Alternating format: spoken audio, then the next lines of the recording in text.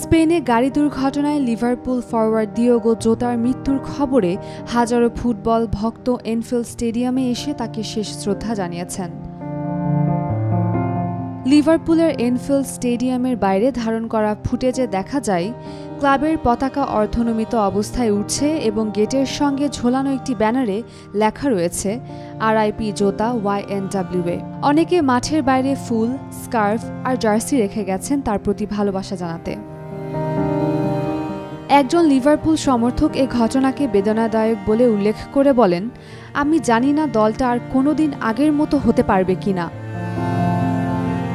জোতাকে লিভারপুলের সাম্প্রতিক সাফল্যের এক প্রধান স্তম্ভ হিসেবে স্মরণ করা হচ্ছে।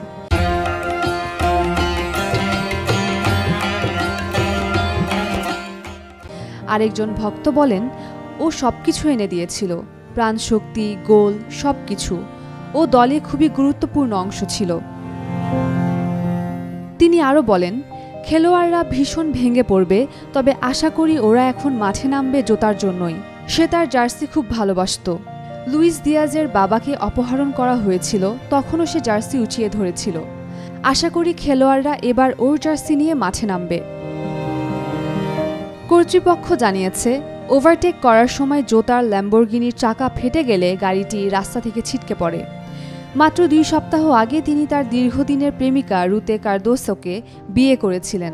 মৃত্যুকালে তার বয়স ছিল 28 বছর এবং তিনি স্ত্রী আর 3 সন্তান রেখে গেছেন। জোতা 2020 সালে উলভারহ্যাম্পটন ওয়ান্ডারার্স থেকে লিভারপুলে যোগ দেন এবং ক্লাবের হয়ে প্রিমিয়ার লিগ, FA কাপ এবং লিগ কাপ জিতেছেন। গত মাসে তিনি পর্তুগালকে নেশনস লিগ জেতাতে গুরুত্বপূর্ণ ভূমিকা রেখেছিলেন। উম্মেরুম্মান ক্রান্তি, daily sun. For more updates, follow us on Facebook, subscribe our YouTube channel, get the latest update on www.daily-sun.com.